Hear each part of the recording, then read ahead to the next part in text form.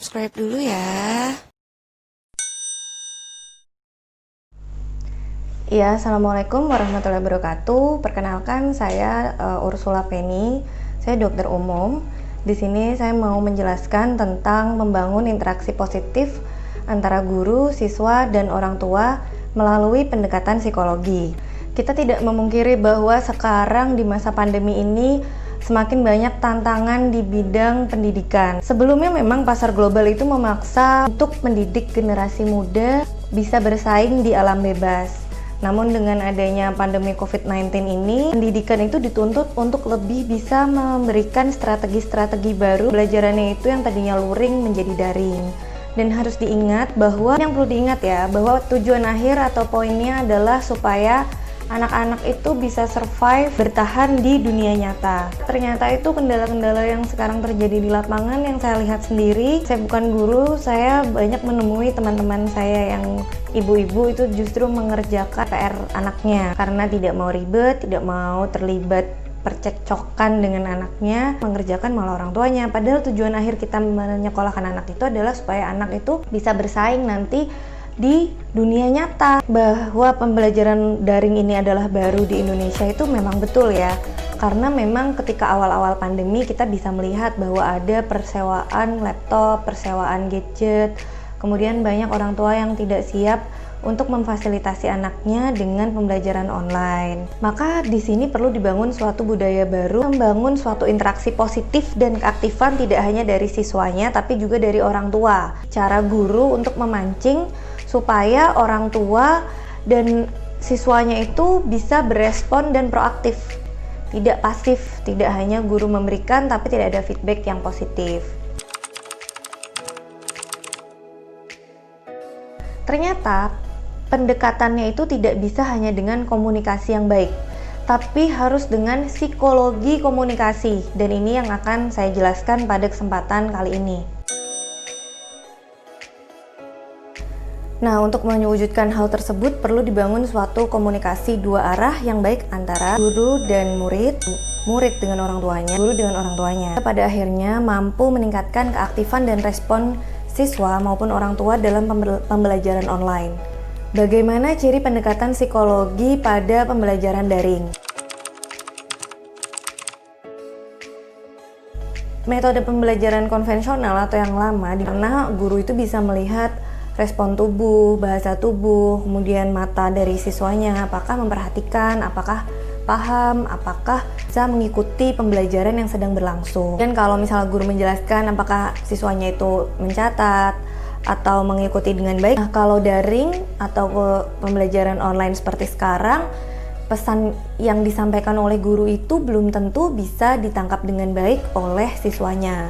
Apalagi dengan misalnya keterbatasan sarana prasarana, internet yang tidak lancar, tidak adanya laptop, gadgetnya, itu kan perlu menjadi suatu pertimbangan.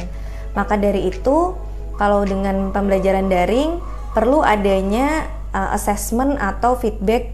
Jadi dengan umpan balik, sebagai seorang guru kita harus melihat nih, apakah siswa ini bisa mengikuti pembelajaran dengan baik, apakah ada motivasi belajar pada siswa di era pandemi ini, apakah ada keinginan dari siswa untuk berprestasi. Kita melihat dari assessment yang sudah dibuat, sehingga terdapat pendekatan yang bervariasi dari sistem online ini berdasarkan feedback atau assessment yang didapat. Ketika sudah mendapatkan feedbacknya, maka guru ini harus memiliki metode yang berbeda-beda. Misalnya dalam kelas A itu cocok dengan metode apa, kelas B itu cocok dengan metode seperti apa. Itu yang disebut dengan pendekatan psikologi dari pembelajaran daring. Tujuan akhirnya itu adalah tercapainya keinginan belajar dulu, motivasi belajar dulu dari siswanya. Baru hasil itu mengikuti. Karena belajar itu adalah proses. Kita bicara prosesnya, bukan hasil atau nilai akhirnya. Kalau misalnya orang tua yang mengerjakan tugasnya, inilah yang disebut dengan melihat hasilnya, tapi tidak dilihat proses. Bagaimana bisa membentuk karakter atau motivasi belajar pada anak jika yang mengerjakan malah orang tuanya. Bagaimana bisa menciptakan benih suatu siswa itu menjadi orang yang bisa berdaya saing di kemudian hari di dunia nyata kalau sekolahnya aja yang mengerjakan orang tuanya. Ciri pendekatan psikologi yang lain perlu mengenal karakter dari orang tua, background dari orang tua. Ada perlunya untuk melakukan meeting online atau rapat online juga ya dengan orang tua siswa. Kita harus mendengarkan apa perkara atau permasalahan yang dirasa oleh orang tua, karena sebagai seorang yang bukan guru, saya banyak mendengarkan anaknya bersekolah dengan sekolah online. Mereka itu mengeluhkan bahwa kita ini udah bayar, tapi kenapa kita yang repot gitu, merasa tidak terbantu. Mungkin berbeda jika saya ini udah bayar, tapi gurunya enak kok bisa membimbing, mendampingi kita untuk memberikan suatu suasana, suatu lingkungan, sehingga saya tahu harus apa terhadap anak saya. Meeting online dengan orang tua, maka perlu juga ditekankan bagaimana menjalani pembelajaran online ini agar bisa berjalan dengan baik. Kita saling sharing gimana sih cara membagi waktu yang baik, apalagi untuk anak-anak yang dimana kita tidak bisa memantau. Kalau di sekolah kan kita bisa memperhatikan ada jam pelajarannya. Sekolah online pun ada jam pelajarannya, cuman kan kita nggak tahu nih anak ini betul-betul melek atau tidur. Jam tidur tentunya harus disiplin. Anak ini ternyata udah sering kemalaman. Nah, ini orang tua harus kita ajak untuk membantu anak agar prima, agar optimal jam meleknya itu sesuai dengan apa yang nanti harus dia lakukan di keesokan harinya. Jam 9 malam udah tidur, sehingga jam 6 pagi sudah bangun, siap-siap, dan pada akhirnya bisa bersekolah online. Kemudian yang kedua, orang tua harus diajak membantu anak membuat daftar. Satu hari ini mau ngapain aja. Setelah sekolah online tentunya pasti ada tugas kan. Nah, tugas ini kalau bisa juga dimasukkan ke dalam jadwal apa yang mau dilakukan dalam keseharian. Kalau bisa orang tua juga mendampingi, misal ada tugas, ya tetap anaknya yang mengerjakan. Orang tua itu hanya sifatnya mengoreksi atau melihat apa hasil kerja anaknya. Bahwa tugas yang dikerjakan paling dulu itu kalau bisa yang dirasa anak paling mudah dan yang deadline-nya paling dekat. Tapi alangkah baiknya semuanya itu dikerjakan ketika memang mendapatkan tugas di hari yang sama. Dan nggak perlu tuh nunggu, misalnya nunggu deh tugas si X paling pintar di sekolah atau paling rajin. Percaya diri itu penting ditanamkan sedari sekolah, dengan cara kita bisa meyakinkan anak kita bahwa ayo jawaban kakak itu pasti paling betul. Tidak perlu 100 bukan, tapi itu adalah jawaban terbaik versi anak kita. Yang kedua, pembelajaran daring ini penting juga untuk menumbuhkan tadi motivasi pribadi anak untuk belajar. Karena yang paling penting itu adalah bagaimana memotivasi diri sendiri. Ini pun sebetulnya tidak hanya ada di pendidikan formal, tapi juga nanti ketika anak sudah bekerja.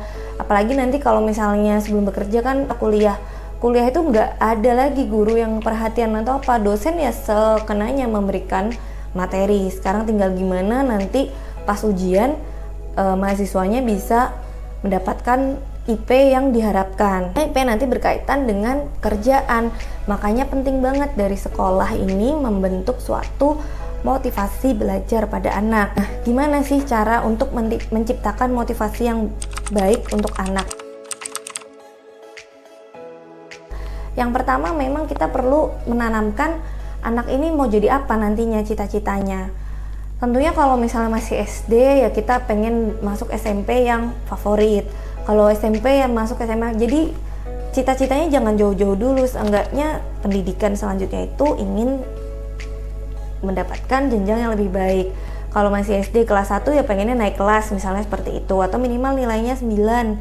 Nah, ini adalah motivasi-motivasi yang bisa diciptakan oleh orang tua, dan guru ini bisa menekankan kepada orang tua tentang pentingnya itu, bahwa ketika nilai anak bagus nanti juga akan mendapatkan sekolah yang baik juga. Tapi kita juga tidak bisa memaksakan, misalnya pada anak dengan kondisi yang ternyata ada hiperaktifnya atau memang sulit diajak berkooperatif. Di sini guru harus memberikan perhatian khusus, misalnya dengan meeting online berdua saja dengan orang tua yang bersangkutan.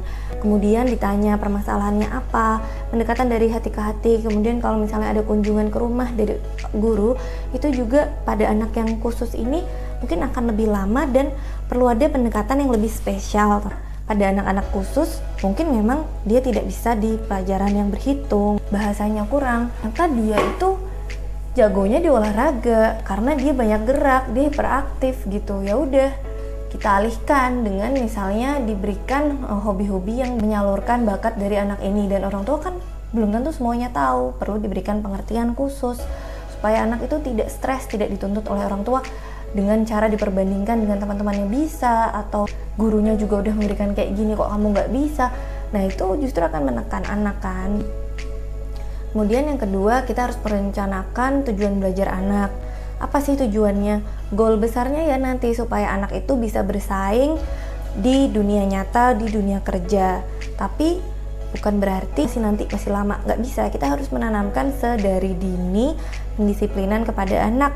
Bagaimana nanti harus bersaing, berdaya saing, kemudian memiliki etos kerja yang tinggi, ketekunan, seperti itu. Dan yang ketiga, tentunya orang tua dan guru juga harus mengingatkan bahwa untuk menciptakan suasana yang optimal pada anak, maka anak itu harus sehat, harus prima secara fisik.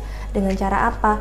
Minum vitamin yang baik, kemudian makan yang bergizi, tidur yang cukup. Kalau perlu olahraga atau pelatihan fisik di rumah juga harus orang tua yang mendampingi. Selanjutnya kita harus bisa menanamkan kepada anak mindset bahwa tidak ada pekerjaan atau tugas yang susah.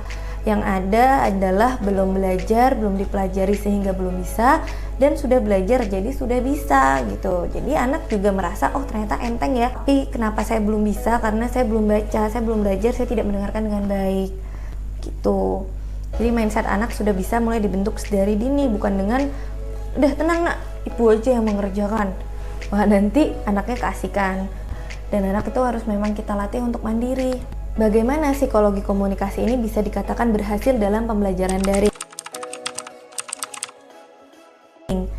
Untuk bisa dikategorikan berhasil, kita harus memancing feedback atau memang kita memberikan permintaan apa sih respon dari siswa, apa sih respon dari orang tua, feedbacknya seperti apa. Juga kita dengarkan melalui meeting dengan orang tua atau rapat-rapat online dengan orang tua. Di situ mungkin orang tua akan menyampaikan keluhan yang dirasakan oleh anak-anaknya, tugas yang misalnya terlalu berat. Itu kan kembali lagi berarti yang salah mungkin kita ya. Bagi kita tugas sesuai dengan kurikulum, tapi ternyata kok di kelas A orang tuanya merasa berat, tapi di kelas B enggak. Berarti metode pembelajaran kelas A dan kelas B ini tidak bisa disamakan. Perlu diberikan pemahaman bahwa berarti anaknya nih cocoknya dengan gimana ya.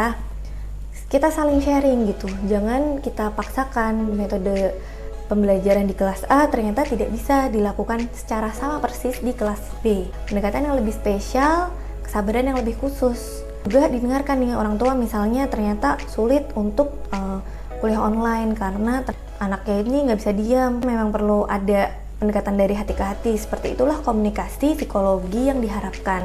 Jadi komunikasi psikologi itu tidak hanya dengan konten komunikasi atau message-nya saja, tapi juga cara komunikasinya. Kita juga harus tahu background dari orang tua dan muridnya. Ini bisa mencapai tujuan bersama yang diharapkan dari orang tua dan murid dan juga gurunya. Apa sih tips bagi guru dan siswa agar penerapan psikologi komunikasi ini dapat dilakukan saat pembelajaran daring? Guru dapat bekerja sama dengan siswa untuk mencapai tujuan dari psikologi komunikasi, yaitu sama-sama memberikan feedback atau umpan balik dan harus saling berempati. Jadi perasaan kita, hati kita itu harus menyatu dengan apa yang kita lakukan. Murid ini juga dapat sebetulnya ingin informasi yang seperti apa dengan cara pembelajaran yang seperti apa. Tentunya memang di era pandemi, di masa pandemi tidak bisa seperti dulu lagi, dimana kita bertatap muka. Jadi siswa misalnya bisa diajak bekerja sama dengan kita pancing membuat suatu prakarya atau tugas yang meningkatkan kreativitas atau mencari informasi sumber lain dan siswa yang mempresentasikannya sedangkan kita yang guru yang menonton. Jadi kita tidak mengandalkan guru sebagai komunikator, tapi siswa juga berkomunikasi. Dari situ kita bisa melihat, oh siswa A ternyata dia cara berkomunikasinya kurang, siswa B, siswa C, seperti itu. Nah, manfaatnya apa sih pendekatan psikologi dalam proses pembelajaran daring? Nah, manfaatnya adalah guru tentunya menjadi paham karakter siswanya, kemudian apakah ada perubahan adaptasi di kelas. Misalnya yang tadinya komunikasi satu arah, guru yang hanya memberikan materi-materi saja, tapi dengan adanya dua arah dan guru meminta murid untuk presentasi, tentunya dengan video yang dinyalakan juga ya, guru ini bisa memahami bahwa ternyata si A, si B ini lebih ada yang suka atau ada yang pasif atau ada yang malah tidur kan gitu kan kelihatan ya. Justru disinilah kita bisa mengoptimalkan pembelajaran sekolah itu nanti diaplikasikan di dunia nyata, bahwa ternyata ada kemampuan-kemampuan yang tadinya tidak diajarkan di sekolah konvensional yang sebelum daring, yaitu adalah kemampuan untuk beradaptasi, kemampuan untuk menyelesaikan masalah, dan kemampuan untuk berpikir kritis. Nah, di situasi pandemi seperti ini kan penuh dengan ketidakpastian. Orang tua dan siswa dan guru itu juga perlu untuk cepat menyesuaikan diri, cepat beradaptasi, dan kondisi ini tuh kita bisa bilang kondisi serba susah sebenarnya. Jadi di sini justru kita membentuk mental diri kita sendiri, orang tua maupun murid, menjadi mental yang bisa mudah beradaptasi di masa yang penuh ketidakpastian. Ini kenapa pentingnya meeting dengan orang tua, karena bisa menekankan pentingnya peran orang tua di rumah, memberikan rasa nyaman, suasana yang kondusif, tenang untuk anak belajar, meja yang rapi, wifi yang cukup, memadai. Kemudian bagaimana akhirnya orang tua dan murid ini justru akan menjadi suatu hubungan keluarga yang kompak. Jangan sampai dengan pembelajaran online yang saya dengar dari orang tua itu malah menjadi prahara atau percekcokan dengan. Di sini perlu ada pembiasaan budaya baru seperti memenuhi sendiri kebutuhan-kebutuhan khusus dari anak, special needs. Nah, siswa itu diajak untuk memiliki budaya baru dalam mencari atau research, mengakses, mengelola atau manage, dan menganalisis informasi. Tentunya berat ya kalau untuk siswa yang masih sekolah, tapi inilah yang kita perlu ciptakan karena sekarang dunia nyata ini semakin berat, semakin daya saingnya tinggi ketika meninggalkan bangku sekolah gitu kan. Dan di era pandemi ternyata guru dan orang tua ini perlu untuk memanfaatkan peluang-peluang yang juga jarang diperkenalkan di sekolah-sekolah. Apa itu gitu kan? Peluang-peluangnya itu adalah peluang untuk anak, supaya anak ini bisa memiliki keahlian berpikir lebih berat gitu ya, dan keahlian untuk memecahkan masalah. Misalnya nih, kok internetnya nggak jalan-jalan ya kan, atau kok kamera webcamnya nggak nyala-nyala. Nah nih kan akhirnya anak juga, oh ternyata untuk melakukan sesuatu itu ada kendala-kendala teknis yang ternyata krusial dalam suatu proses. Jadi anak ini akan lebih banyak belajar dalam prosesnya gitu.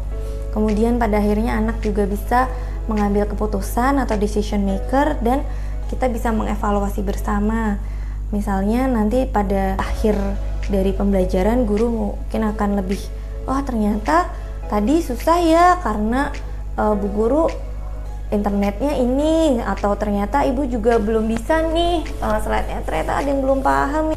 Kita nggak apa-apa saling berbagi seperti itu, karena itu sejatinya juga bisa menjadi pendengar yang baik, pembelajar yang baik, dan mereka juga punya otak untuk berpikir gitu. Jangan kita rasa anak itu adalah kertas kosong, bukan. Jadi pesan saya yang terakhir adalah jadikan momen pandemi ini sebagai momen berharga untuk membangun kreativitas anak, dan bahwa dunia nyata itu juga nanti adalah absurd gitu. Jadi gimana kita membentuk karakter anak sehingga anak itu bisa mudah beradaptasi, bisa mudah berkreasi, dan pada akhirnya kembali ke tujuan awal untuk sekolah. Sekolah itu bukan adalah untuk nilai yang bagus saja, tapi adalah untuk membentuk karakter, dan prosesnya itu yang perlu kita nikmati. Jangan terus kita suruh buat PR anak, kita yang ngerjakan, bukan hal yang bijak.